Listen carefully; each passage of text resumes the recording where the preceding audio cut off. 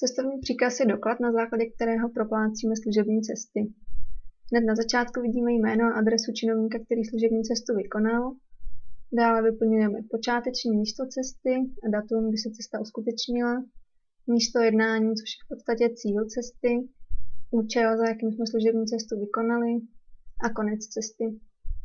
Určeným dopravním prostředkem byl v tomto případě osobní automobil.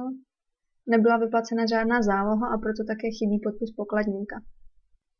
Služební cesty by měly být schválené ještě před začátkem cesty.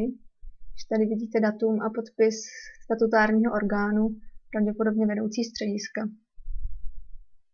Další část je vyúčtování pracovní cesty, kde jde vlastně o to, že cesták musí být schválený i po skončení té služební cesty, takže opět datum a schválení tím oprávněným člověkem. Tady to byla cesta pro středisko, takže to je vedoucí střediska, ale mohl by to být například hlavní vedoucí tábora, kdo nám schvaluje služební cestu.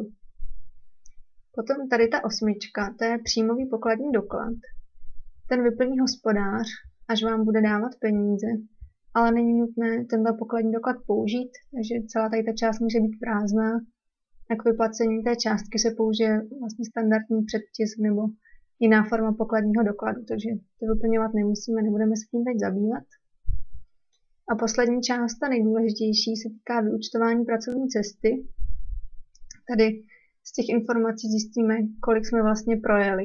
Pokud se jedná o osobní automobil, tak musíme doložit cenu pohonných hmot, kterou zapíšeme do této kolonky, a průměrnou spotřebu automobilu, kterou zjistíme z velkého technického průkazu auta.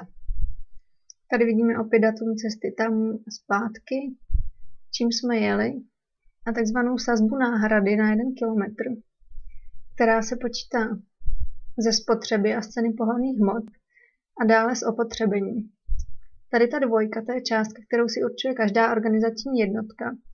A znamená to vlastně, že středisko nám za to, že jsme použili svůj osobní automobil, přidá ještě 2 koruny na každý kilometr. Takže celkem ta náhrada bude 3,95. Z toho částku vynásobíme počtem těch kilometrů, které zjistíme na lechometru, a zjistíme tedy celkovou vlastní částku k proplacení, což je 300 korun za jednu cestu. Celkem nám hospodář dá 600, žádná záloha nebyla vyplacená, takže dostaneme celou částku. A zde se podepíše ten, který služební cestu uskutečnil. Vidíte, že Jan Pavel se shoduje s tím jménem tady hned na začátku toho cestovního příkazu.